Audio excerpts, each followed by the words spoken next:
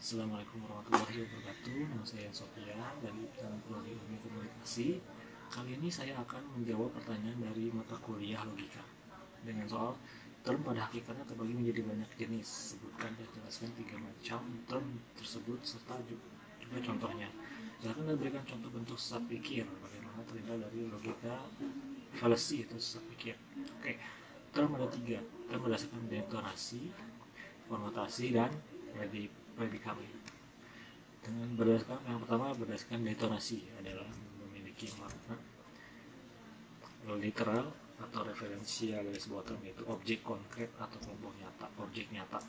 Contoh mahasiswa, jadi termnya itu mahasiswa, detonasinya semua individu yang terdaftar sebagai mahasiswa, misalnya Andi, Budi, Sari, dan lain-lain. Kalimatnya mahasiswa UT dapat mengikuti tutorial online. Jadi mahasiswa UT itu adalah Andi, Budi, Sari, dan lain-lain dapat mengikuti tutorial online. Oke, nomor 2 berdasarkan konotasi. Konotasi adalah makna tambahan yang bersifat kualitatif berupa sifat atau ciri yang melekat pada term atau bukan objek netral. Contoh harimau, termnya harimau, konotasinya adalah keberanian, keganasan, dan kekuatan. Kalimatnya dia adalah harimau di dunia hukum. Jadi dia adalah harimau dunia hukum, maksudnya dia memiliki keberanian, keganasan, kekuatan di dunia hukum. Oke, konotasinya itu pemberani, tangguh. 3. Predikamen. Predikamen dibagi 2, predikamen terbatas dan tidak terbatas.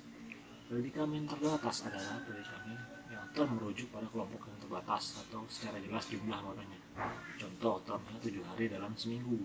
Penjelasannya, anggotanya tetap. Penjelasannya adalah anggota tetap terhitung, jadi Senin sampai Minggu itu 7 hari. Kalimat contohnya adalah kita bekerja 5 hari dan 7 hari dalam seminggu. Jadi seminggu ada 5 hari kerja. Nah itu terbatas, jadi jumlahnya itu tetap jelas. Nomor 2 tidak terbatas.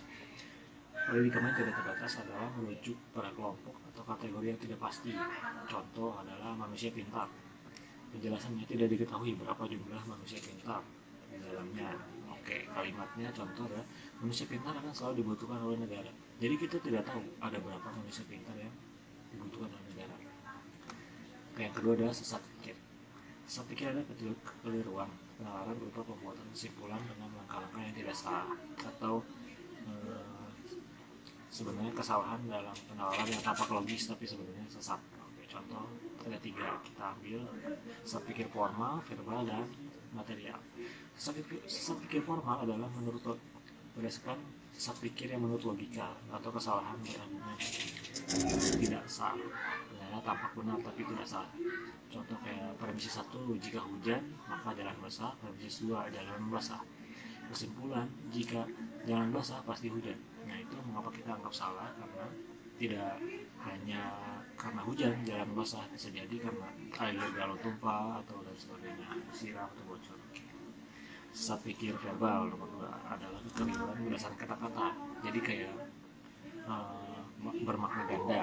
Contoh, polisi menangkap maling, premisi 1. Premisi 2, menangkap itu artinya memegang. Kesimpulannya, jadi polisi memegang maling. Nah itu kita anggap salah karena menangkap itu bukan hanya dalam secara fisik memegang, tetapi menangkap. Polisi menangkap maling itu artinya menahan, jadi bukan hanya menangkap secara fisik. Nomor 3, sesat pikir material. Sesat pikir material adalah kekeliruan yang berdasarkan isi. Contoh, jadi kayak sengaja disesatkan atau gimana. Contoh, kamu jangan percaya sama dia kan belum tamat sekolah. Nah itu kita anggap salah karena menyimpulkan bahwa pada seseorang hanya karena latar belakangnya dia belum tamat sekolah, jadi tidak dipercaya. Nah ini adalah contoh dari sesat pikir material yang sengaja disesatkan. Oke, berikut jawaban dari saya, mudah-mudahan bermanfaat. Assalamualaikum warahmatullahi wabarakatuh. Terima kasih.